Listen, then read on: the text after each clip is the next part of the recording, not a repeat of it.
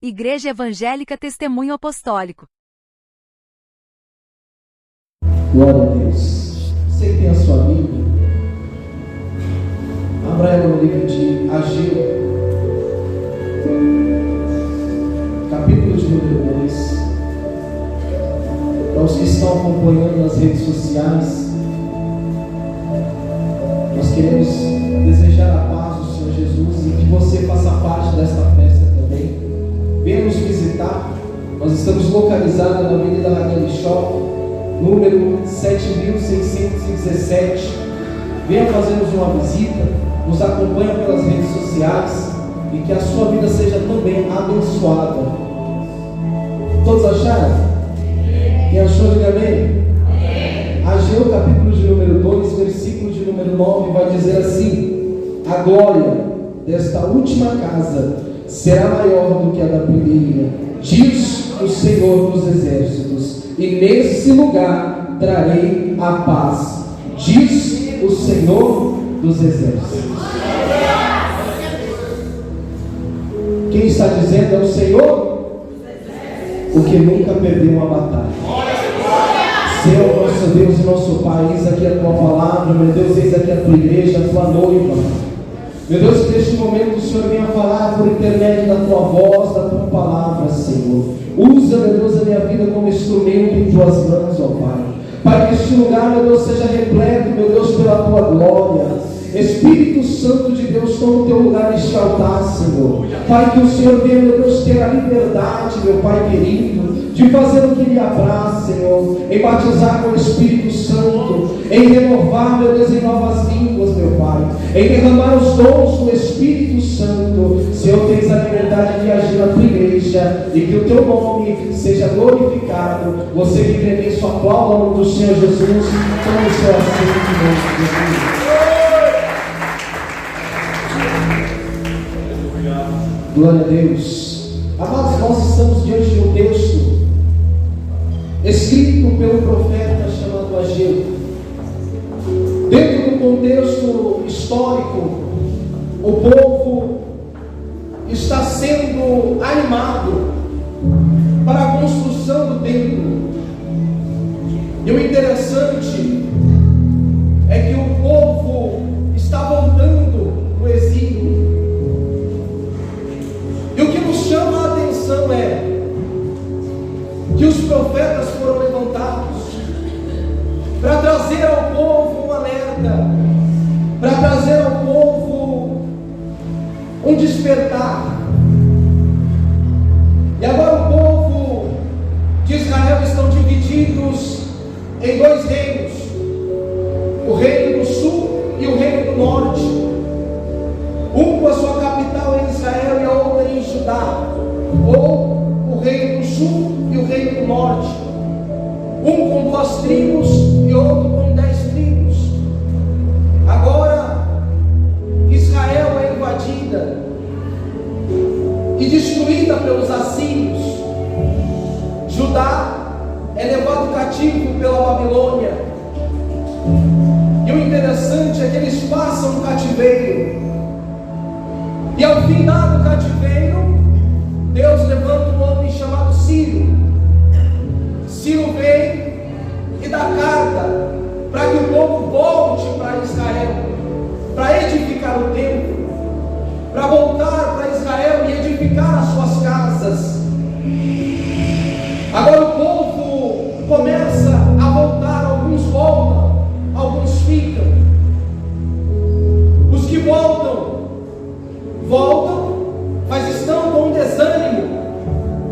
Voltam e começam a edificar as suas próprias casas, colocando o seu coração, a sua força em edificar as suas próprias casas. Deus levanta o profeta Ageu e começa a trazer ao povo o real sentido deles ter voltado. O sentido era: reconstrua a casa de Deus. O que Deus me chama e te chama nesta manhã é: reconstrua a casa de Deus. Agora o povo começa a ser despertado.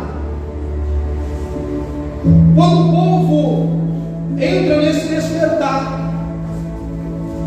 e começa a pôr a mão na massa, começam a limpar o templo, começam a edificar o templo, a Bíblia vai dizer que o samaritano se levanta e leva até Ciro cartas mostrando que o reino de Judá era um reino que era desobediente, era um reino que não gostava de obedecer.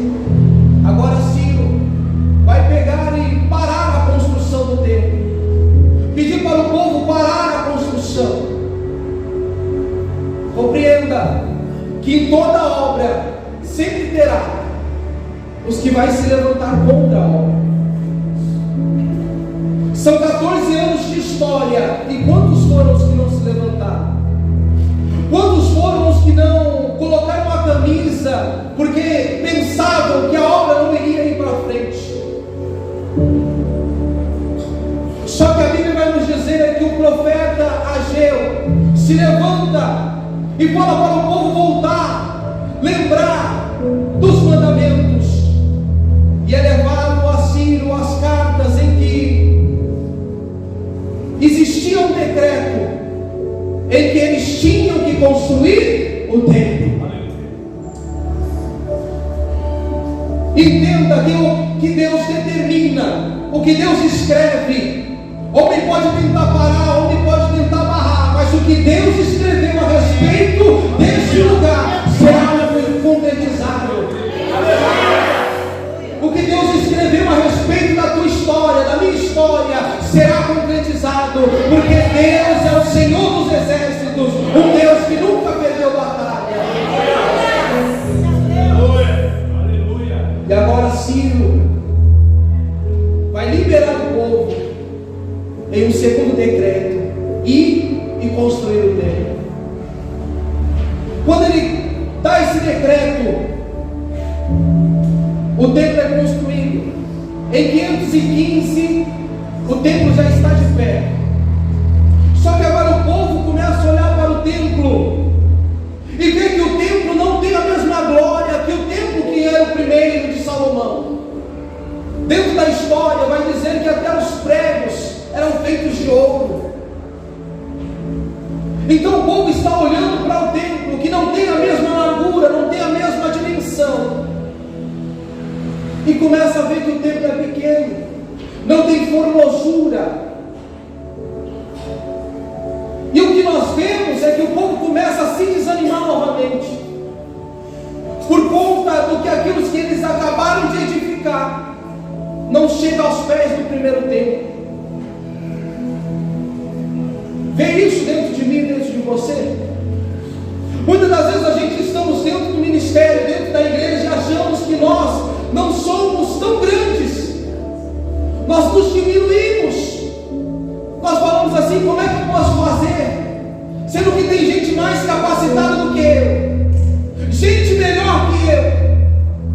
Mas o que nós vimos aqui, nós só seremos igreja se estivermos como um só, se estivermos unidos com um propósito só. Nós seremos igreja. Não existe divisão entre nós, não existe aquele que é maior ou aquele que é menor. Nós somos um, como um povo só.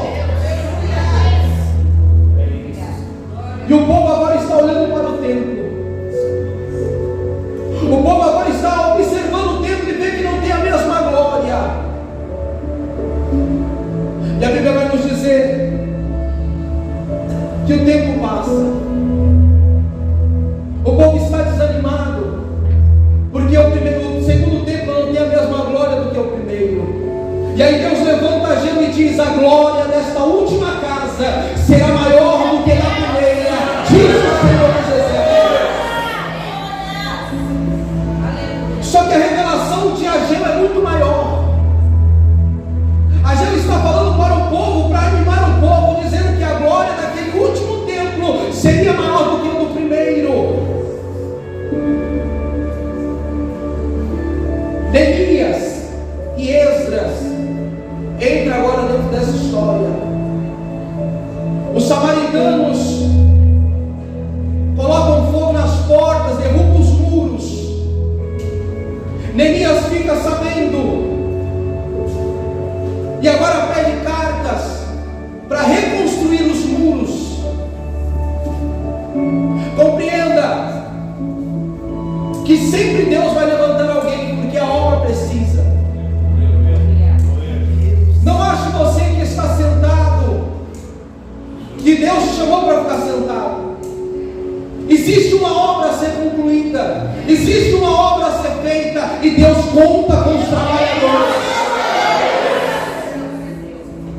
A Bíblia vai dizer que agora ele tem cartas na sua mão, e ele vai e começa a edificação dos muros.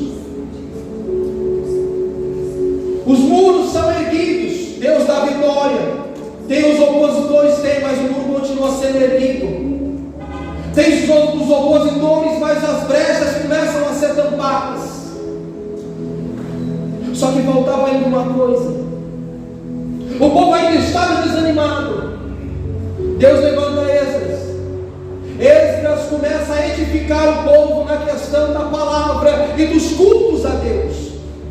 Enquanto Neemias está construindo os muros, Esdras está construindo o povo na palavra.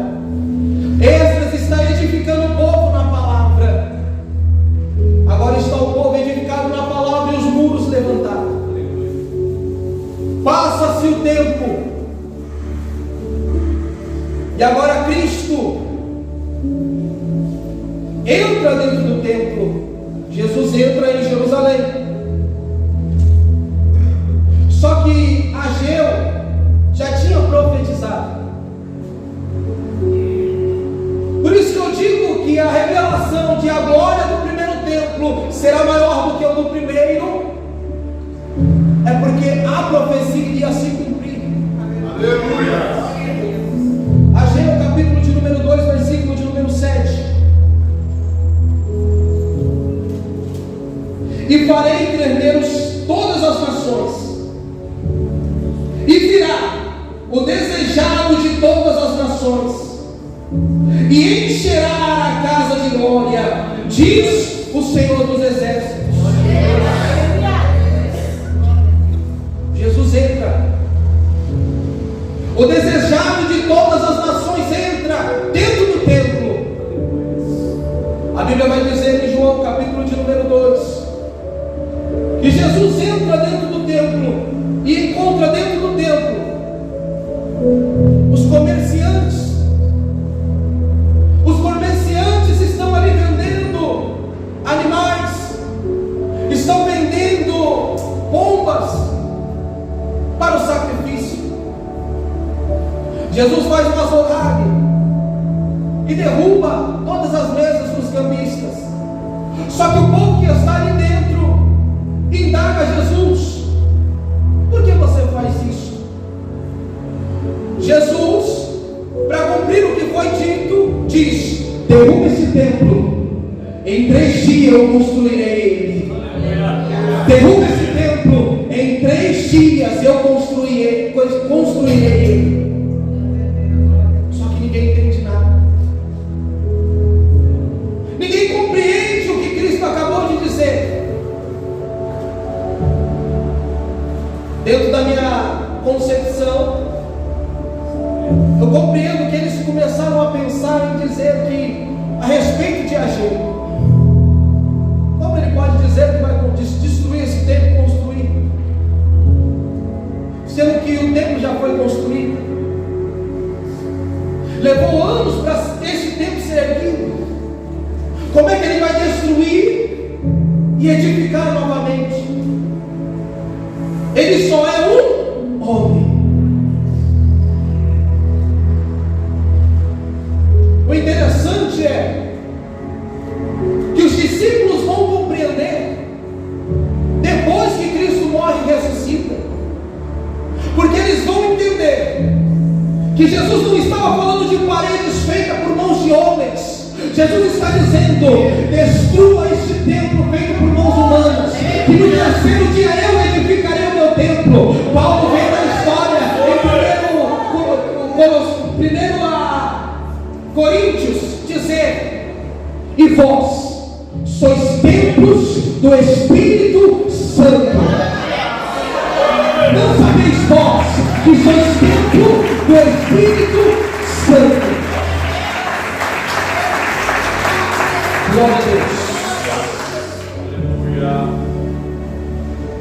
Os discípulos vão compreender que Jesus estava falando não do templo físico, mas do templo feito pelo próprio Deus. Não o templo edificado pelos homens, mas o templo que o próprio Deus decidiu fazer. No livro de Gênesis vai mostrar que Deus cria o homem, Deus cria a casa, Deus cria o templo. Porque se nós somos templos e moradas do Espírito Santo, antes do homem fazer, Deus já tinha executado a obra. Antes do homem pensar, vamos construir uma casa para Deus, antes de vir o desejo no coração de Davi de construir um templo, Deus já tinha edificado o seu próprio templo. Compreenda nesta noite que este lugar só é chamado de igreja porque eu e você estamos aqui dentro. Esse lugar só é chamado de igreja porque tem templos de Deus aqui dentro. Deus faz presente neste lugar porque nós estamos neste lugar glorificando o nome do Eterno. Aleluias. Só que agora Jesus fala que o templo derrubado pelas mãos dos homens, ele construiria no terceiro dia. Dentro do primeiro templo, foi edificado por Salomão. Na inauguração, a presença de Deus invade o templo. Só que agora Jesus edifica um templo chamado homem, e precisa de uma inauguração. A Bíblia vai dizer que está todos reunidos dentro do cenário, e eles começam a orar incessantemente. Eles começam a buscar a presença de Deus.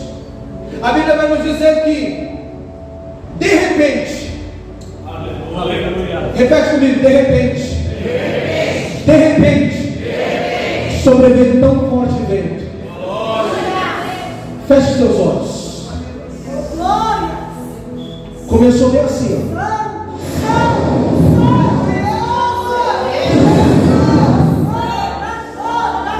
A Bíblia vai dizer que começam a ver línguas repartidas como de fogo.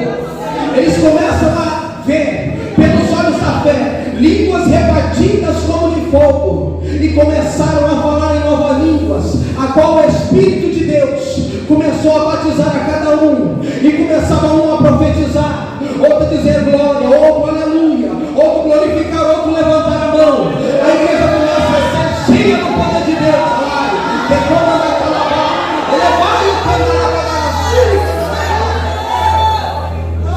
A igreja começa a ser dotada de poder e glória, e a glória que Ageu começa a profetizar começa a ser derramada sobre a igreja, e o templo é edificado, e o templo não consegue ficar parado em quatro paredes.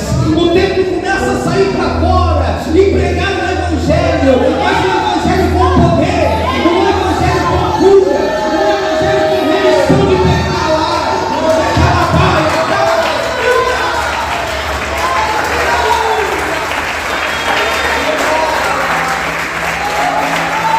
o evangelho com transformação de vida, um evangelho com transformação de caráter, um evangelho que traz o pecador, mas o pecador não fica no pecado. E Ageu, ele profetizou, mas ele não estava olhando para aquele templo feito pelos homens, um templo que os homens olhou e viu que não tinha glória. Ele olhou no futuro e viu o templo a qual Cristo tinha edificado. Compreenda a importância da igreja. Esses 14 anos de história não foi porque nós somos bons, não são porque nós somos melhores, foi porque Ele disse: e as portas do inferno não prevalecerá contra a igreja.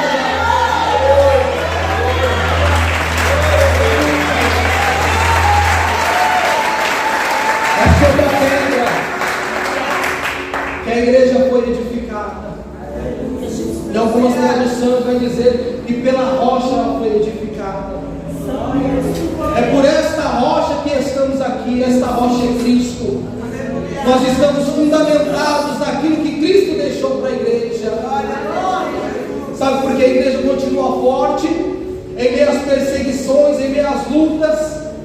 porque Cristo é a base da igreja.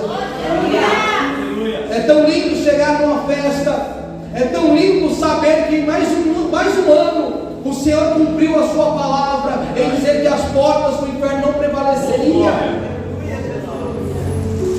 O mundo que nós estamos caminhando está caminhando para grandes perseguições da igreja, mas só que as portas do inferno não podem prevalecer. Em meio à perseguição, a igreja vai crescer mais. Em meio aos açoites, a igreja vai crescer mais. Lembra quando foi no Egito? Quanto mais afligia o povo, mais o povo crescia. Se a igreja parar de crescer, se a igreja começar a parar, o Senhor vai levantar grandes homens para perseguir a igreja. Foi assim ao longo da história. O povo se esquecia de Deus, o povo abandonava Deus, Deus levantava uma nação, Deus levantava homens e começavam a perseguir o povo de Deus. Só que quando eles perseguiam, o povo crescia. Então a igreja só tem crescimento em meio às perseguições. Se nós estamos sendo caluniados, estamos sendo perseguidos, é porque Deus tem crescimento para a igreja. Se está tendo perseguição, é porque tem crescimento chegando. Já viu a massa de bolo? Você põe todos os ingredientes, põe o fermento e depois faz o quê? Bate. E aí o fermento faz o quê com a massa? Cresce. Mas nós temos que ter um crescimento sadio. Jesus vai dar um alerta: não se misture com o fermento dos fariseus, porque eles estavam ensinando uma outra doutrina. Mas nós temos que permanecer na doutrina de Cristo. Quantos lugares estão crescendo absurdamente, mas não tem uma base, não tem a base dentro da palavra. Criam movimentos, criam coisas, criam dogmas, criam amuletos dentro da igreja. A igreja não precisa de amuleto, a igreja precisa de palavra, a igreja precisa de ser edificada pela palavra. Sabe por que hoje eu e você estamos aqui? Foi porque a palavra de Deus veio a minha vida para você. Foi porque a palavra que nos edifica nos trouxe como uma rede. Muitas das vezes nós olhamos para a porta e falamos assim: eu não vou voltar mais. Aí está o dia de culto onde nós estamos, porque essa rede nos alcançou. Não é uma rede física por mãos humanas, mas é uma rede espiritual, a qual Cristo lançou, a qual os apóstolos lançou, a qual os profetas lançaram. E hoje nós temos esta rede dentro de mim, dentro de você. Essa rede se chama palavra, essa rede se chama Cristo, essa rede se chama igreja.